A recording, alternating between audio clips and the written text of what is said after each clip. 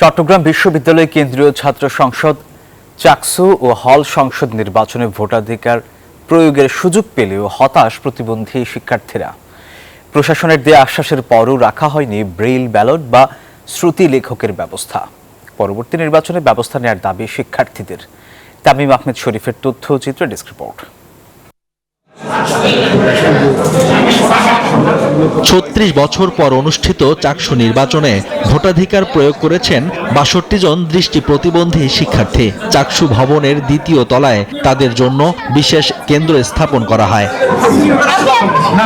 প্রশাসনের আশ্বাস ছিল তাদের সুবিধার্থে ব্রেইল ব্যালট বা শ্রুতি লেখকের ব্যবস্থা করার। ভোট দিতে কেন্দ্রে গিয়ে হতাশ হয়েছেন তারা। তাদের অভিযোগ ছিল না ব্রেইল ব্যালট, দেয়া হয়নি শ্রুতি লেখকও। বন্ধুদের সাহায্য নিয়েই ভোট দিতে হয়েছে তাদের। আমাদেরকে ব্যালট নাম্বার ওইগুলো পড়ে শোনাবে, আমরা সেটা বলবো, সেই অনুযায়ী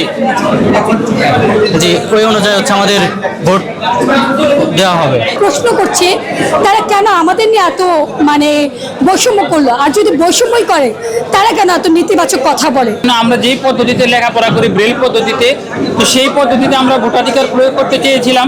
মোট 40টা বুথ, তো 40 জন প্রার্থীর নাম এবং ব্যালট নাম্বার তো আমাদের পক্ষে লিখে মনে রাখা সম্ভব না। নিজের ভোট নিজের মতো করে দিতে না পেরে আক্ষেপ প্রকাশ করেন অনেকে। আমরা এই প্রক্রিয়ার তীব্র নিন্দা জানাই এবং প্রশাসনের যে ব্যর্থতা, অবহেলা, এটা খুবই দুঃখজনক এবং বেদনাদায়ক। আমরা একজন সহযোগীর মাধ্যমে ভোট দিই। আমার সহযোগী ছিলেন আমার বড় আপু। যেখানে ঢাকা বিশ্ববিদ্যালয় আয়োজন করতে পেরেছে ব্রেইল পদ্ধতিতে ভোট, কিন্তু সেখানে আমরা আমাদের বিশ্ববিদ্যালয় পারে নাই। ভোটের অধিকার যেন শুধু কাগজে সীমাবদ্ধ না থাকে, যেন ভোট উৎসবে সমানভাবে অংশ নিতে পারেন সবাই। তাই আগামীতে বিশ্ববিদ্যালয় প্রশাসনকে দায়িত্বশীল পদক্ষেপ নেয়ার দাবি দৃষ্টি প্রতিবন্ধী শিক্ষার্থীদের। Desk report, news 24।